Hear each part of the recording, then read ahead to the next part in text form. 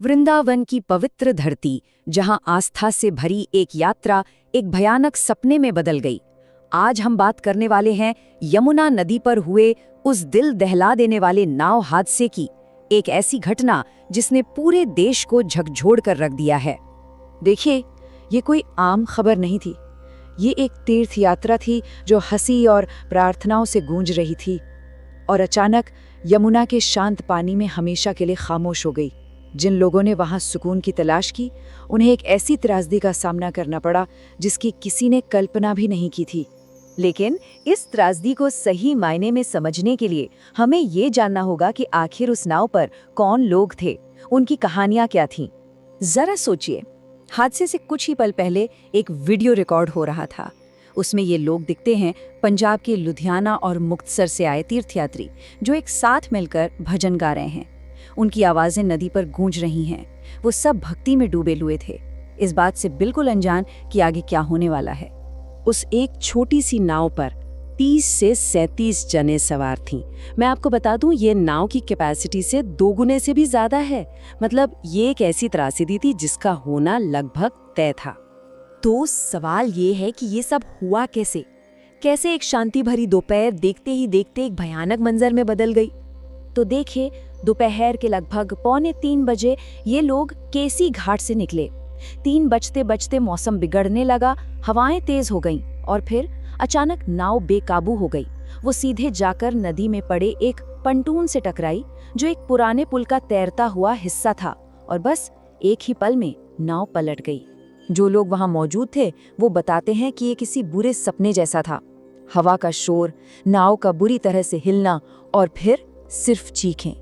सब कुछ इतनी तेजी से हुआ कि किसी को संभलने का मौका तक नहीं मिला।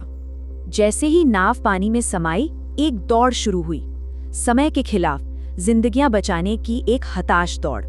सबसे पहले तो स्थानीय हीरो, जो गोताखोर और नाविक थे, वो फौरन पानी में कूद पड़े, और फिर उनके पीछे एसडीआरएफ, एनडीआरएफ, सेना और फायर डिपार्टमेंट की टीमें भी आ गईं। मतलब हर कोई बस एक ही कोशिश में लगा था कि कैसे भी करके हर एक जान को बचाया जाए। और इन सब की बहादुरी का ही नतीजा था कि 22 लोगों को पानी से जिंदा बाहर निकाल लिया गया। 22 जिंदगियां जो उस दिन तबाह होने से बच गईं।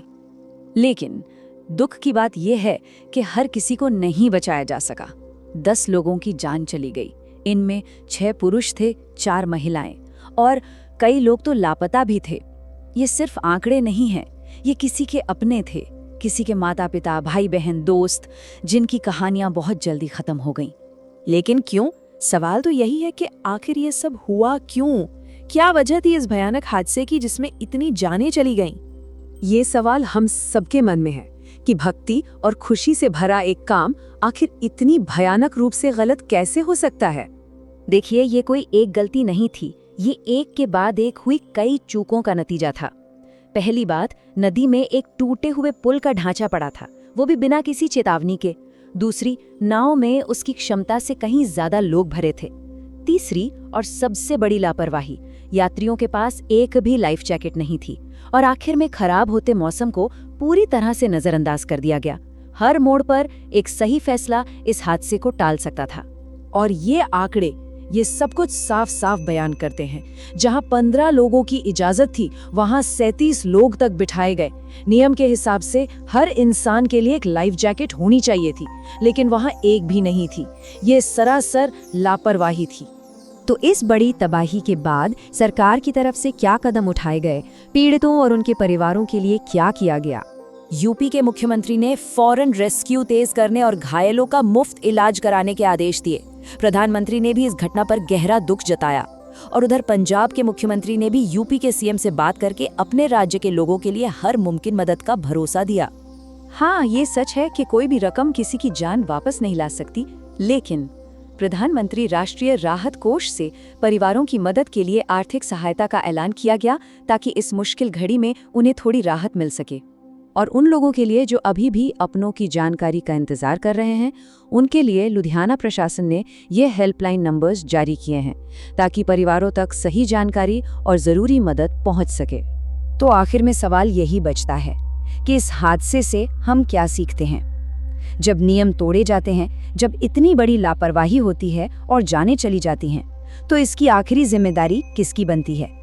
ये एक ऐसा सवाल है जो हमें लगातार पूछते रहना होगा ताकि ऐसा हादसा फिर कभी ना हो।